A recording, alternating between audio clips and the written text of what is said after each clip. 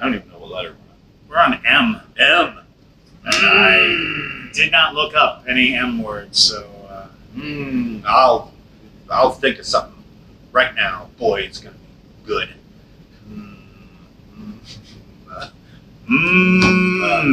Is anybody suggesting a word right now? Not yet. I don't think we have anybody watching. But hey, hi everybody. Welcome to Periscope.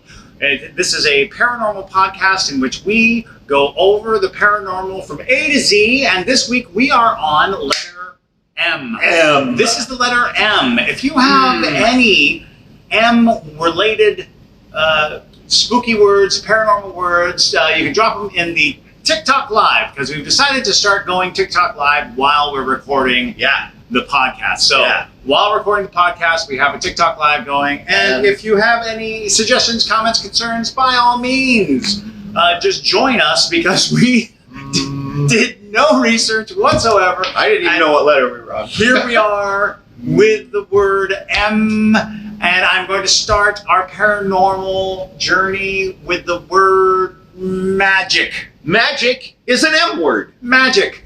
Magic is a really loaded word, really, when you come down to it. I think magic is much maligned. Yet another M word.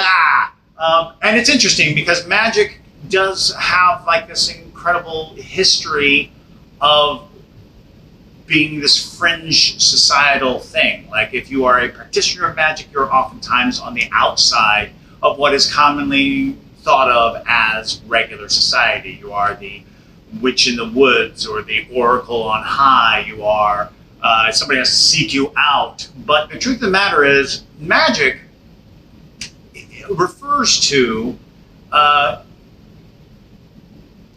basically any process by which something is achieved that we don't completely understand how. And that kind of like takes the wind out of the whole notion of magic, because magic is basically science that hasn't gotten a formula yet. You know, it is basically things that we have control over, that we can create and change the nature of the reality that we exist in. All of these things, they're considered magic, but really, 9 times out of 10, it is simply a process by which we are able to control the external circumstances of our existence. And we have been utilizing this notion that it is ritualistic, that it is, you know, through these supernatural properties and practices. But I think we are learning more and more that, one, human beings are much more powerful than we give them credit for. We are full of mystery and wonder and capabilities that we do not allow ourselves to have.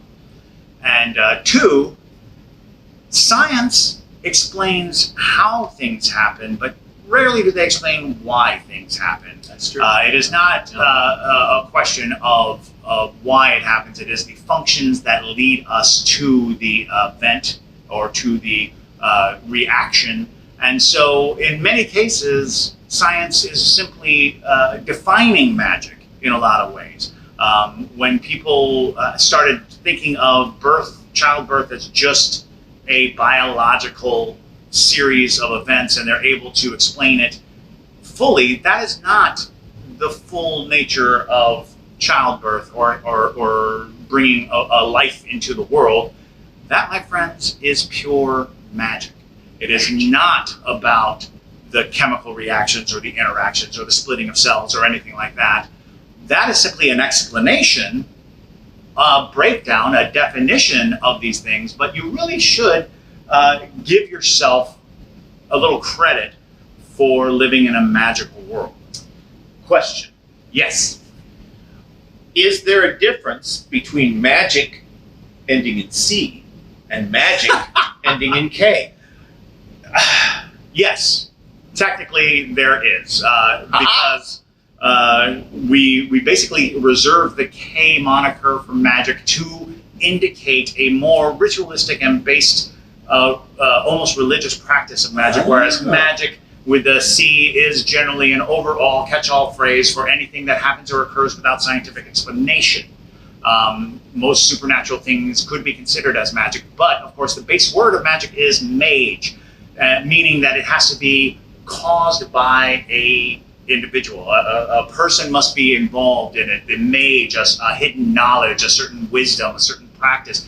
That is where magic kind of comes into play, is the fact that we are talking about the practices of mages, the wise ones, the ones who know more or know about the supernatural world and can tap into it and create changes. And of course, when you think of that mage-like magic, it also included like knowing which herbs would ease your pain, knowing which concoctions to make to create different effects. These were all reserved for the learned. You had to study and learn, and that made you a mage, which basically means a wise person. But the mage then became forever intrinsically tied to the concept of magic. And therefore, mages became the word for magicians, became the word for sorcerers. Anybody who could wield magic powers became mages. So yeah, it is interesting, but for modern practice, when we want to like denote pagan practices or ritualistic magics and things like that, we tend to put that K on the end as an indicator that we are dealing with a ritualistic magic that is just not in the norm.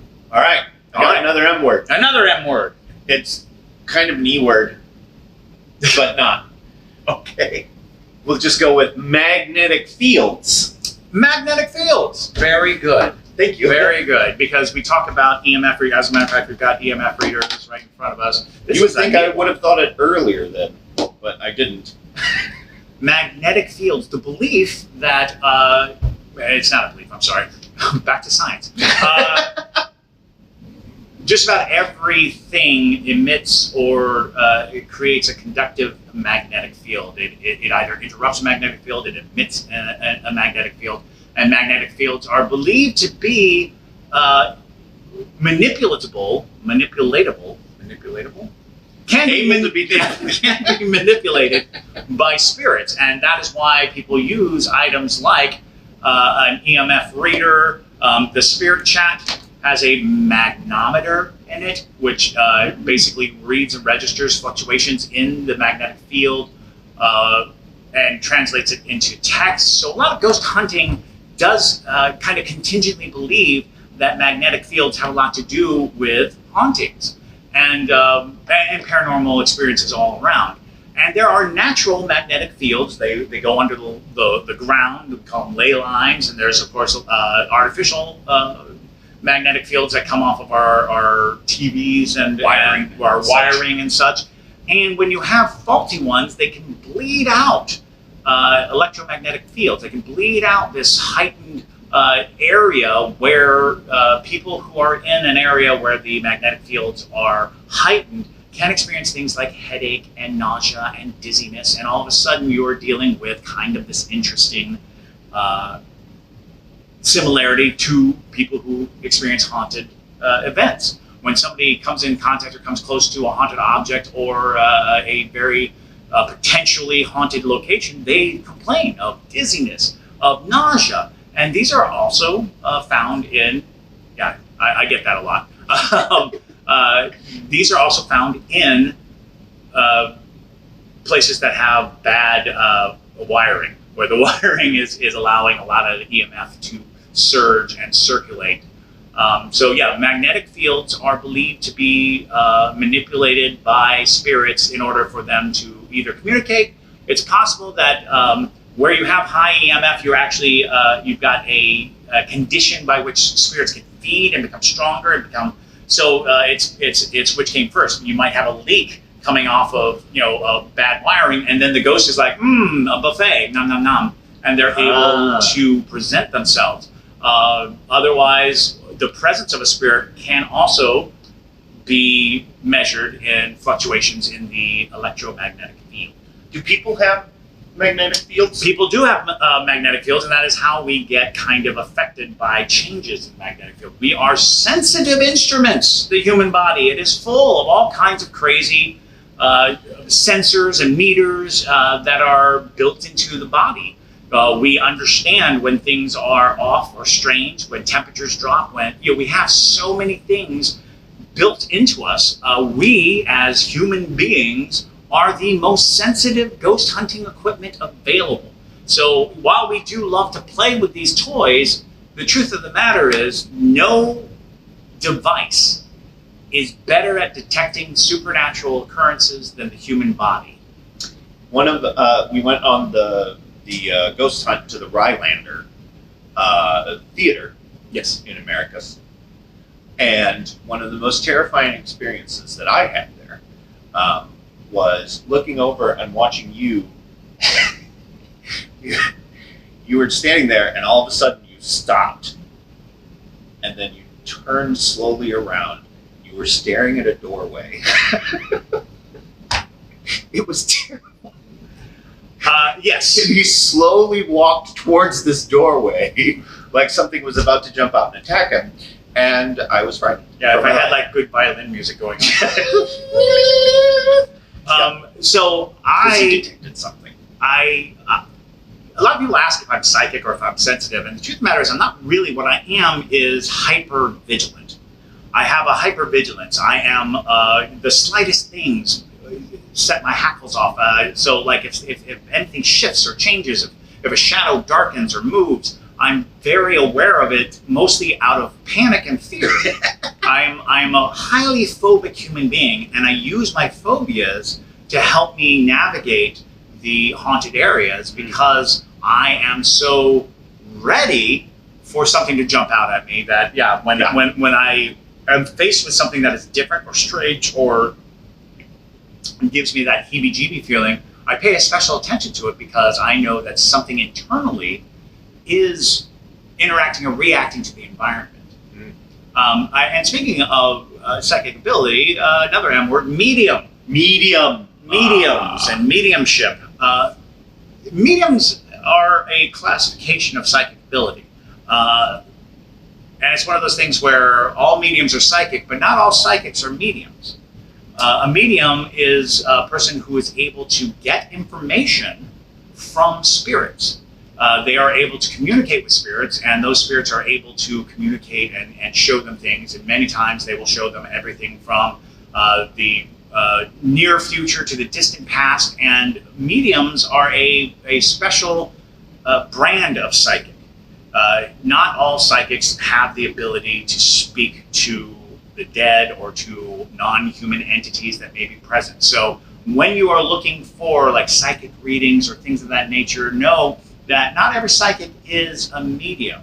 And some psychics have very, very specialized psychic abilities. There's psychokinesis, where if you touch something, you have the ability to glean information from touching the object. There is, clairvoyance, which is usually not brought to you by a spirit, but actually your ability to peer through time, basically. Telekinesis is the ability to move objects with your brain. Telepathy is able to read people's thoughts. These are all different brands of psychic ability, but mediumship is different because it is usually a single person's ability to connect with the spirit realm or the spirit world. And many mediums have a spirit guide. A lot of mediums have a spirit guide, one spirit that kind of came through the veil and started presenting themselves to the person to help guide them. Some mediums have multiples, but in my experience, many have that one. And in many cases, it's like the grandmother. When they were very young, the grandmother passed, and then that spirit seemed to show up, guide, speak, and kind of help the person. And that's kind of that guardian angel notion. But I do think that when you're trying to put it all in some kind of sense, it makes sense that it would be somebody connected to you, communicating with you. Do we have a question? But seriously, these two know this. Oh, hey, it's Chris Bass. Welcome to our live. Hi. We were both on your live earlier today. Hi, Chris Bass, who's strangely decided to go by Chris Bacon. So now we are 1 degree separated from Chris Bacon. That is awesome. For those of you who are just joining us, we are going over paranormal events definitions that start with the letter M. We just covered mediumship, and mediums in the mid-1800s used to do this thing called materialization. Oh. Materialization is when they would go into a trance and they would materialize, oftentimes like the faces of the dead. They would show up in kind of like ectoplasmic, like goo. Holograms? Kind of holographic, yes, but in the time period, it was probably some form of mirror trickery, smoke and mirrors, the classic. But materialization is a known ability of psychics when they want to help present a message. Oftentimes, they can create an image in the mind or physically in the space of a long lost loved one or something of that matter. So yeah, mediumship and materialization. Materialization generally just means bringing something from thin air, creating something from thin air, which is different than like an apport, which is also a mediumship thing, where an apport is moving an object, an actual object, from one place to the other through unconventional means. They materialize those objects. But in materialization, it's usually not an object that is being moved from somewhere else. It is literally being formed in the ether, as it were. Yeah. All right. Yes. Let's talk about an item we have in the museum. What? It is a dagger made of meteorite iron. Good call. Meteorite It's iron. right over there. That's It why I is thought right of it. So meteors, as a whole, are believed to be of supernatural portent.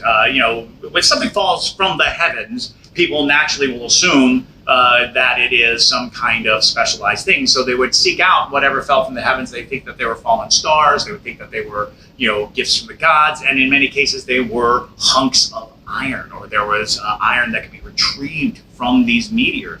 And so it became a common thing to create items of warding, of protection, out of meteorite iron. Meteorite iron is sometimes called cold iron. And cold iron has several definitions. There's a lot of different things that could be cold iron, but basically the idea of it being cold iron suggests that it is not terrestrial, or it's not just drawn from the earth. So meteorite iron, being a specialized non-terrestrial iron, is believed to ward off any type of malevolent spirit. Possibly good spirits too, but you usually don't hear about people trying to keep a good spirit away. So we do have a meteorite dagger that was made by a Chinese exorcist. And his whole thing was, this dagger will keep spirits from clinging to you, from grabbing onto you. If they do grab onto you, it will make them let go. And so yeah, meteorites have long been associated with the supernatural, with the celestial, people seeing falling stars, and then they you know, follow the falling star to find this crater and this thing in the crater, and then they're like, hey, let's make a weapon out of it. There you go. And we have it here, so when you visit the museum, on your way out, you can touch the meteorite iron dagger. Right, in case you're worried that there's something that is attached to you, because the museum is full of items that are that can be clinging. They could want to grab hold of you. So you might want to give the meteorite iron a touch to dispel whatever might have grabbed hold of you. Yeah. I I feel like we've done enough M's. How long have we been going? It feels like we've gotten a good amount of M's down. So we're going to go ahead and close out this episode, which is the M episode of Periscope. Thank you for joining us, and we will be moving on to the letter N in the near future. Near future. We probably could just do it now. What time? It's 11:30. Is it 11:30? Yeah.